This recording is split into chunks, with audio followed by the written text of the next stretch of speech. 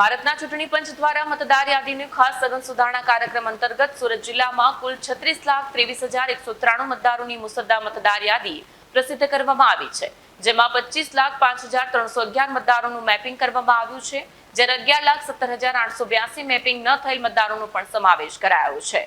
જિલ્લા કલેક્ટરાલય ખાતે યોજાયેલી પત્રકાર પરિષદમાં જિલ્લા ચૂંટણી અધિકારીએ જણાવ્યું હતું કે હવે નોટિસ તબક્કો તારીખ 19/12 થી તારીખ 10/2/2025 દરમિયાન સુરત જિલ્લાના કુલ 11,17,882 મેપિંગ ન થયેલ મતદારોને સંબંધિત મતદાર નોંધણી અધિકારી દ્વારા નોટિસ આપવામાં આવશે, જેની સુનાવણી અને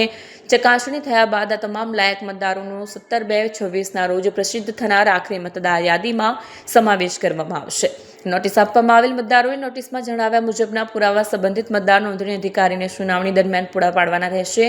વધુમાં હક દાવા અને વાંધા અરજીઓ રજૂ કરવાનો સમયગાળો 19/12/25 થી 18/1/2026 દરમિયાન જેમને ગણતરી ફોર્મ મળ્યા નથી તેવા મતદારો તેમજ નવા અરજદારો ફોર્મ નંબર 6 ડિક્લેરેશન ફોર્મ સહિત યોગ્ય પુરાવા સાથે સંબંધિત મતદાર નોંધણી અધિકારીને અરજી કરી શકશે અને આવી અરજીની ચકાસણી કરી યોગ્ય પુરાવાવાળા તમામ અરજદારોનો તારીખ 19/2/2026ના રોજ પ્રસિદ્ધ થનાર આખરી મતદાર યાદીમાં સમાવેશ કરવામાં આવશે.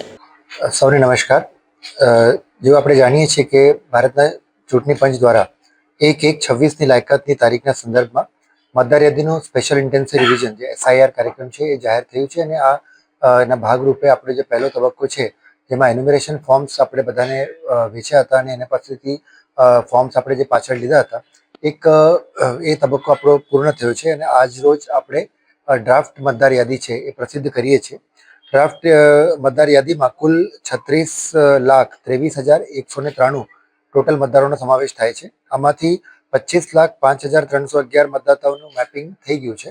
અને 11,17,882 જેટલા મતદારો છે જેમની મેપિંગ ના થયેલ હોય. હવે આગળના તબક્કે આ બધા જ નોન મેપિંગ મતદારોને નોટિસ આપવામાં આવશે અને પુરાવો જે છે એક એડિશનલ EROની સમક્ષ જે છે પુરાવો રજૂ કરીને રજૂ કરે તો ફાઇનલ યાદીમાં એમનો સમાવેશ થઈ શકશે. આ સાથે જ આવતીકાલથી આપણે જેટલા પણ જે લોકો નવા મતદાર થવા માગે છે અને જે લોકોના જે શિફ્ટિંગના પ્રોસેસ છે તો ફોર્મ 6 અને 8ની જે પ્રક્રિયા છે એ પણ સ્ટાર્ટ થઈ શકશે અને આવનારા 1 મહિનામાં એ પણ પ્રક્રિયા જે છે આપણે પૂરી કરવાના છે અને એના ઉપર ડિસિઝન લઈને ફાઇનલ મતદાર યાદી જે છે ફેબ્રુઆરીમાં પ્રસિદ્ધ થશે.